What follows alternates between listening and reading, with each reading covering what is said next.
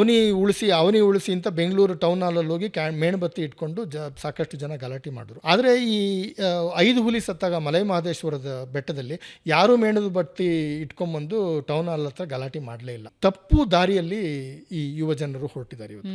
ಯಾಕೆ ಅಂದರೆ ಅವ್ರದ್ದಷ್ಟೇ ಅಲ್ಲ ತಪ್ಪದು, ನಾವು ಹೇಳ್ಕೊಡೋರು ಹಂಗೆ ಮಾಡ್ತಾ ಇದ್ದೀವಿ. ಸಫಾರಿಗೆ ಹೋಗೋದೇ ದೊಡ್ಡ ವಿಚಾರ. ಸಫಾರಿಗೆ ಹೋದರೆ ವನ್ಯಜೀವಿ ಸಂರಕ್ಷಣೆ ಹೆಂಗಾಗುತ್ತೆ ಅಂತ ಯಾರಿಗಾದ್ರೂ ಪ್ರಶ್ನೆ ಕೇಳಿದ್ರೆ ಗೊತ್ತಿಲ್ಲ. ತುಂಬ ಜನ ಸ್ಟಿಕ್ಕರ್ ಹಾಕ್ಕೊಂಡಿರ್ತಾರೆ, ಸೇವ್ ಬಂಡೀಪುರ್, ಸೇವ್ ಟೈಗರ್ ಅಂತ. ಹೇಗೆ ಅಂತ ಪ್ರಶ್ನೆ ಕೇಳಿದ್ರೆ ಅವ್ರಿಗೆ ಗೊತ್ತಿರೋದಿಲ್ಲ. ನೀವು ನೋಡಿ, ಸಾಕಷ್ಟು ಬೆಂಗಳೂರಿನಲ್ಲಿ ವನ್ಯಜೀವಿಗಳ ಬಗ್ಗೆ ಸ್ಟಿಕ್ಕರ್ಗಳು ಹಾಕೊಂಡು ನೋಡ್ತಾರೆ.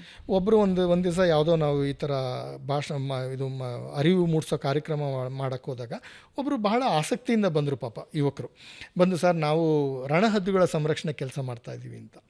ಏನು ಮಾಡ್ತಾ ಇದ್ದೀರಾ ಅಂತ ಹೇಳಿದ್ರೆ, ಈ ಥರ ಸ್ಟಿಕ್ಕರ್ ಮಾಡಿಬಿಟ್ಟು ಹಂಚ್ತಾ ಇದ್ದೀವಿ ಸರ್ ಅಂತ. ರಣಹದ್ದು ಸ್ಟಿಕ್ಕರ್ ಮಾಡಿದ್ದೀವಿ ಅಂತ ಹೇಳಿ ಕೊಟ್ಟರು. ಪಾಪ ಬಹಳ ಮುಗ್ಧತೆಯಿಂದ ಹೇಳಿದ್ರು. ಆದರೆ ಆ ಸ್ಟಿಕ್ಕರಿಂದ ಹೇಗೆ ರಣಹದ್ದು ಉಳಿತದೆ ಅಂತ ನಂಗೆ ಇವತ್ತಿಗೂ ಅರ್ಥ ಆಗಿಲ್ಲ.